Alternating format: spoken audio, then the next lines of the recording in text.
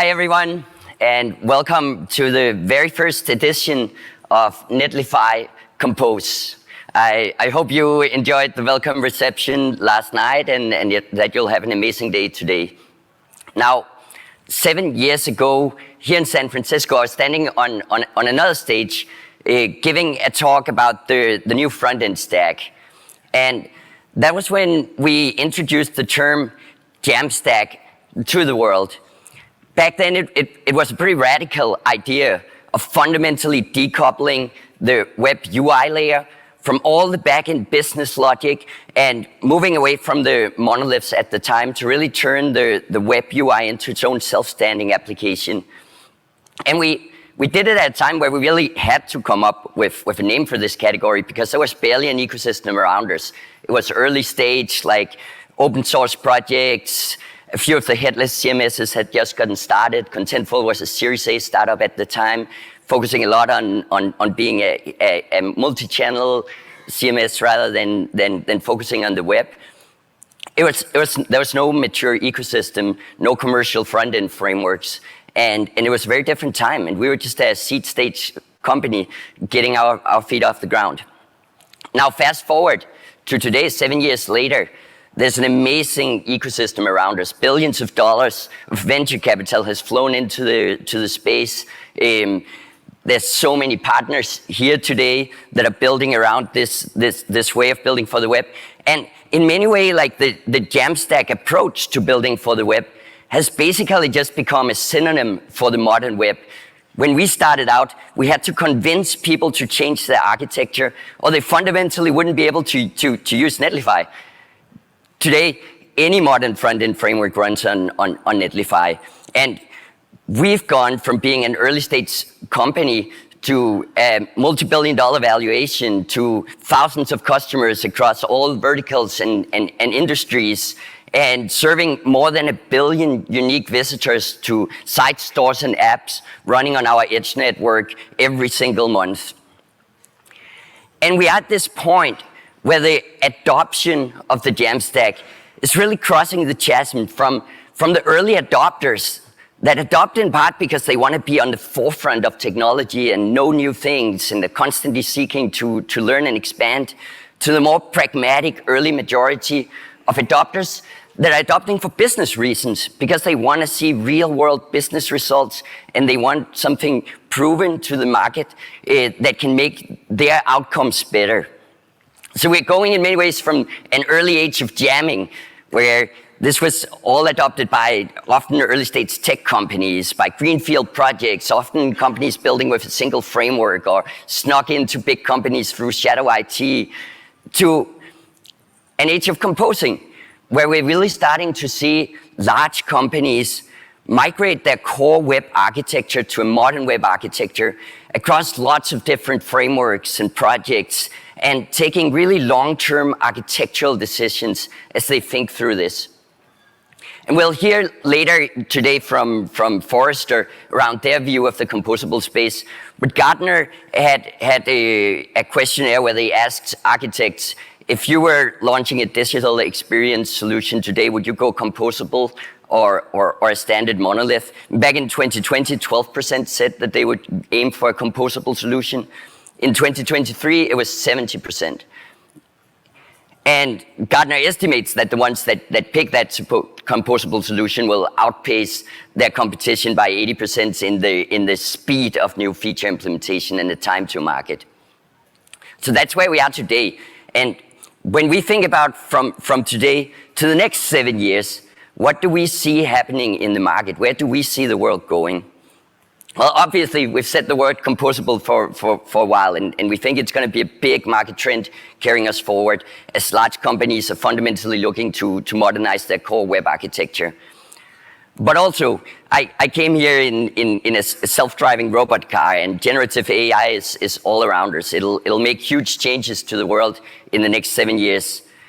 And we'll keep seeing the human-computer interface undergo just an amazing pace of change as new devices and AI are leading us to innovate and adapt, and all with an underlying reality of economic uncertainty.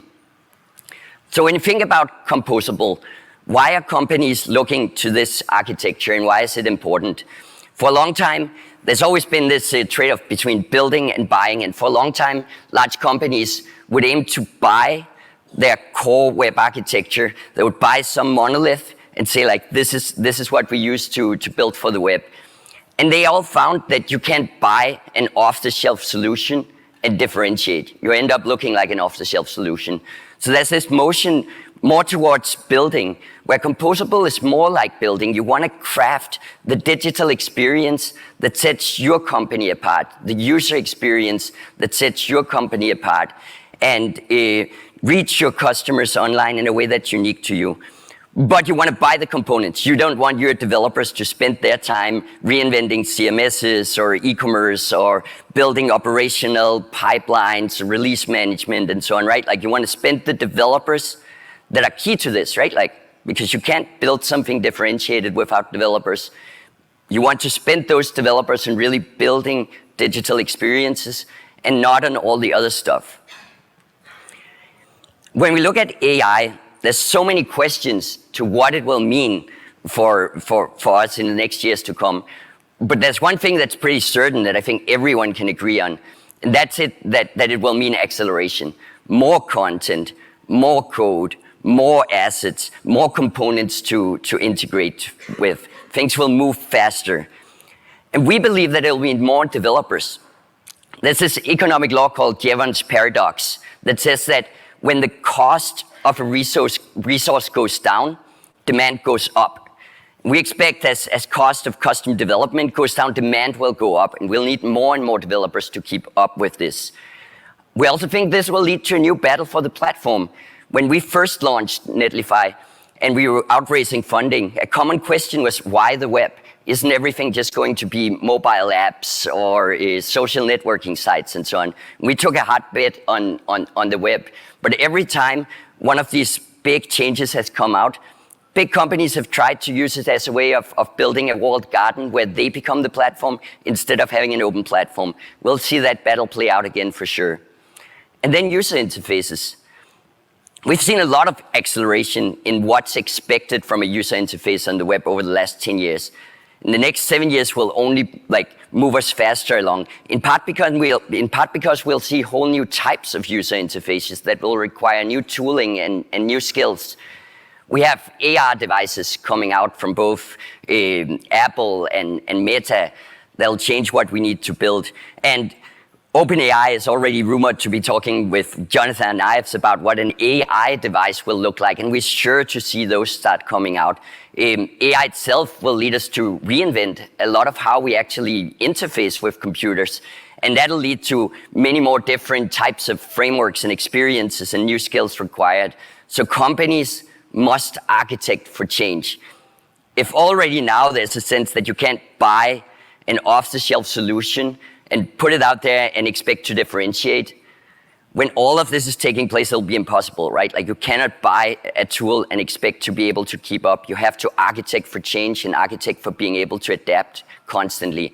And all of this in a world where high interest rates will keep being a thing, cash and funding will keep being expensive, and markets will value highly efficient companies. So when we think about the composable trade-off with building versus buying, it needs to be a highly efficient process where you can really use developers to build what's unique to your company and to differentiate, and buy components for the rest. When you think about this whole AI revolution, there'll be huge pressure to use AI in a way that drives efficiency and drives down costs. And when you think about all the changes that leads to in digital experiences and in digital transformations, you cannot just pay your way to keep up with the change. You need to architect for it and be smart about it. Now, as we look into those 7 years, in this new battle for the platform, we've always bet on the web, and we're betting on the web again. We think we can make the web the best place to build these amazing digital experiences with composable architectures. We've always bet on developers, and we keep betting on developers. We want to build like an amazing platform for developer. We want to continue to innovate there. And then we want to monetize and to help the large companies out there that are now looking to fundamentally alter their core web architecture to keep up with the times and de-risk that process for them so they can ship faster, ship securely, and connect everything and build anything.